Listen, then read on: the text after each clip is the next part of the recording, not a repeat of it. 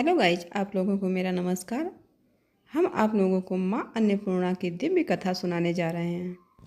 चलिए सुनाते हैं। भारतीय सनातन परंपरा में अन्न को ब्रह्मा के समान माना गया है। कहा गया है, अन्न ब्रह्मा रसो विष्णु, अर्थात अन्न स्वयं ब्रह्मा है। इसी अन्न की अधिष्ठात्री देवी है माँ अन्नपूर्णा।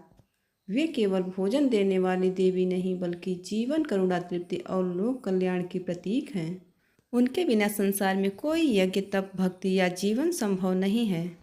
माँ अन्नपूर्णा की कथा भगवान शिव और माता पार्वती के गहराई से जुड़ी है और यह कथा हमें यह सिखाती है कि यज्ञ और वैराग्य के साथ साथ अन्न और करुणा भी जीवन के लिए उतने ही आवश्यक हैं। एक समय की बात है, भगवान शिव अपने वैराग्य और ज्ञान में लीन थे।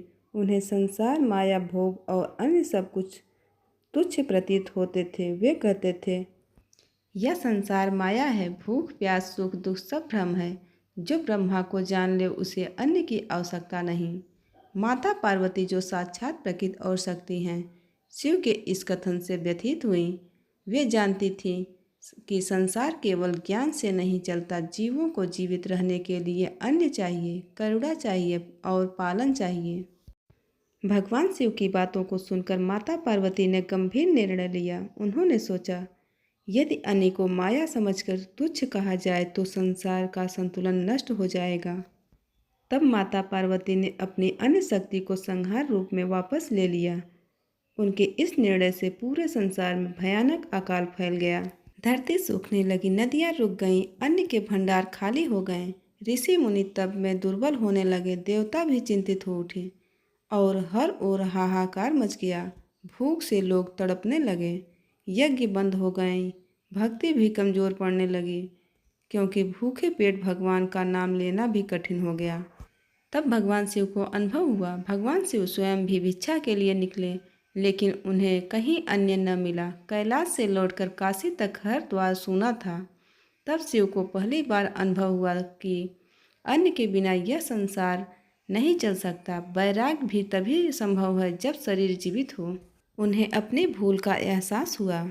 भगवान शिव काशी पहुँचे। वहाँ माता पार्वती ने अपना अन्नपूर्णा के रूप में अवतार लिया। उनके हाथ में स्वर्ण कलशूल और अन्न से भरा पात्र था। उनके नेत्रों में करुणा और मुख पर वात्सल्य था। काशी में उन्होंने अन्नदान का महायज्ञ आरंभ किया। भगवान शिव भिक्षुक बनकर माँ अन्नपूर्णा के द्वार पहुँचे। उनके हाथ में भिक्षा पात्र था और नेत्रों में विनय। भगवान शिव ने कहा, माँ मुझे भिक्षा दें। यह सुनकर माँ अन्नपूर्णा मुस्कुराई। उन्होंने कहा, जो अन्न को माया कहता था वही आज अन्न की याचना कर रहा है। भगवान शिव ने सिर झुका लिया और बोले, माँ मैंने अन्न का अपमान किया, मुझे क्षमा करें। आज समझ आया कि अन्न ही जीवन है। माँ अन्नपूर्णा ने स्वयं अपने हाथों से भगवान शिव को अन्न परोसा। जैसे ही शिव ने अन्न ग्रहण किया, पूरे संसार में हरियाली लौट आई। नदियाँ बहने लगी, खेत लहलहाने लगे, लोगों के चेहरे पर मुस्कान आ गई। देवताओं ने पुष्प वर्षा की। माँ अन्नपूर्णा ने घोषणा की, जो भी भक्त श्रद्धा से अन्न का सम्मान करेगा, जो भूखे को भोजन कराएगा, उसके घर कभी अन्न की कमी नहीं होगी। उन्होंने काशी को अपना स्थायी निवास बनाया और कहा, काशी में कोई भी भूखा नहीं रहेगा। इसी कारण काशी में माँ अन्नपूर्णा का भव्य मंदिर स्थित है। भगवान शिव ने माँ अन्नपूर्णा की स्तुति में अन्नपूर्णा अष्टक की रचना की और कहा, हे माँ अन्नपूर्णा, आप सदैव पूर्ण हैं। हे शंकर की प्राण प्रिय, मुझे ज्ञान और वैराग्य की सिद्धि के लिए भिक्षा दें। माँ अन्नपूर्णा यह सिखाती हैं कि अन्न का अपमान पाप है। अन्न दान सबसे बड़ा दान है। भूखे को भोजन देना साक्षात ईश्वर की सेवा है। ज्ञान और भक्ति का आधार अन्न है। हर वर्ष मार्गशीर्ष पूर्णिमा को अन्नपूर्णा जयंती मनाई जाती है। इस दिन अन्न दान किया जाता है, गरीबों को भोजन कराया जाता है। माँ अन्नपूर्णा की पूजा होती है। माँ अन्नपूर्णा की कथा हमें यह सिखाती है कि भक्ति केवल मंदिर में नहीं, भूखे को भोजन कराने में भी है।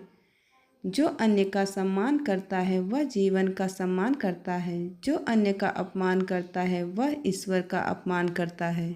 माँ अन्नपूर्णा करुणा, मातृत्व और पालन की देवी हैं। वे केवल पेट नहीं भरती, वे आत्मा को भी तृप्त करती हैं। उनके आशीर्वाद से घर में सुख शांति और समृद्धि बनी रहती है।